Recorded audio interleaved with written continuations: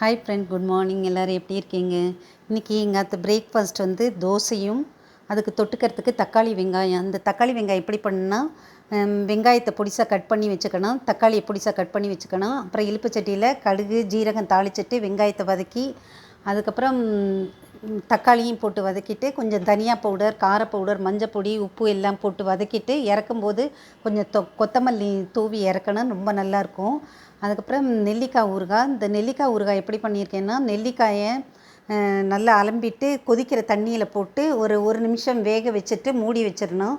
உப்பு மஞ்சப்பொடி போட்டு வேக வச்சு மூடி வச்சிடணும். அதுக்கப்புறம் வானலியில் இழுப்பு சட்டியில் கடுகு தாளிச்சிட்டு, நல்லெண்ணெயில் கடுகு தாளிச்சிட்டு பெருங்காயம் தாளிச்சிட்டு அதுக்கப்புறம் இந்த நெல்லிக்காயை கட் பண்ணி விதையெல்லாம் எடுத்துகிட்டு கட் பண்ணி போட்டுட்டு அதுக்கப்புறம் நான் வந்து கொஞ்சம் ஜீரகத்தையும் வெந்தயத்தையும் வறுத்து பொடி பண்ணி வச்சுருந்தேன். அதையும் போட்டு கலந்து சாப்பிட்டா ரொம்ப நல்லா இருக்கும்.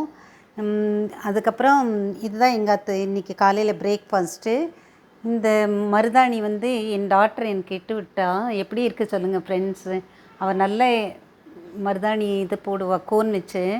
இது சிம்பிளாக போட்டால் போருன்னு சொன்னேன், அதனால சிம்பிளாக போட்டிருக்கா. எப்படி இருக்குது சொல்லுங்கள் friend. Thank you. Have a nice day.